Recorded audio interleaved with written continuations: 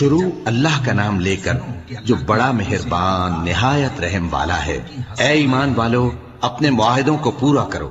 تمہارے لیے چرنے والے مویشی حلال کر دیے گئے ہیں بجز ان کے جو تمہیں پڑھ کر سنائے جاتے ہیں، مگر حالت احرام میں شکار کو حلال نہ جاننا۔ اللہ جیسا چاہتا ہے حکم دیتا ہے۔ مومنوں، اللہ کے نام کی چیزوں کی بے حرمتی نہ کرنا، اور نہ ادب کے مہینے کی، اور نہ قربانی کے جانوروں کی، اور نہ ان جانوروں کی جو اللہ کی نذر کر دیے گئے ہوں کہ جن کے گلوں میں پٹے پڑے ہوں، اور نہ ان لوگوں کی جو حرمت والے گھر یعنی بیت اللہ کو جا رہے ہوں اپنے پروردگار کے فضل اور اس کی خوشنودی کے طلبگار بنے ہوئے۔ اور جب احرام اتار دو تو پھر اختیار ہے کہ شکار کرو، اور کچھ لوگوں کی دشمنی اس وجہ سے کہ انہوں نے تم کو مسجد حرام سے روکا تھا تمہیں اس بات پر آمادہ نہ کر دے کہ تم زیادتی کرنے لگو۔ اور دیکھو، نیکی اور پرہیزگاری کے کاموں میں ایک دوسرے کی مدد کیا کرو، اور گناہ اور ظلم کی باتوں میں کسی کے ساتھ تعاون نہ کرو، اور اللہ سے ڈرتے رہو۔ کچھ شک نہیں کہ اللہ کا عذاب سخت ہے۔ تم پر مرا ہوا جانور اور بہتا لہو اور سور کا گوشت اور جس چیز پر اللہ کے سوا کسی اور کا نام پکارا جائے، اور جو جانور گلا گھٹ کر مر جائے، اور جو چوٹ لگ کر مر جائے، اور جو گر کر مر جائے، اور جو سینگ لگ کر مر جائے، یہ سب حرام ہیں۔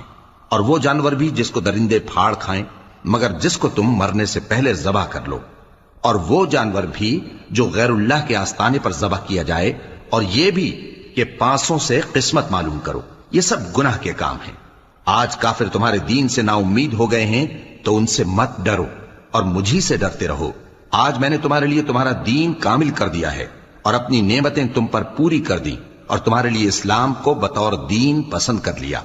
ہاں، جو شخص بھوک میں ناچار ہو جائے بشرطے کہ گناہ کی طرف مائل نہ ہو تو اللہ بخشنے والا ہے، بڑا مہربان ہے۔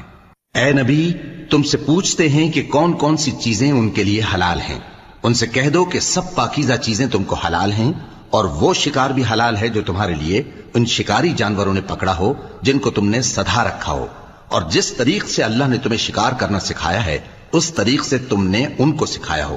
تو جو شکار وہ تمہارے لیے پکڑ رکھیں اس کو کھا لیا کرو، اور شکاری جانوروں کے چھوڑتے وقت اللہ کا نام لے لیا کرو، اور اللہ سے ڈرتے رہو، بے شک اللہ جلد حساب لینے والا ہے۔ آج تمہارے لیے سب پاکیزہ چیزیں حلال کر دی گئیں، اور اہل کتاب کا کھانا بھی تم کو حلال ہے، اور تمہارا کھانا ان کو حلال ہے، اور پاک دامن مومن عورتیں اور پاک دامن اہل کتاب عورتیں بھی حلال ہیں، جبکہ ان کا مہر انہیں دے دو۔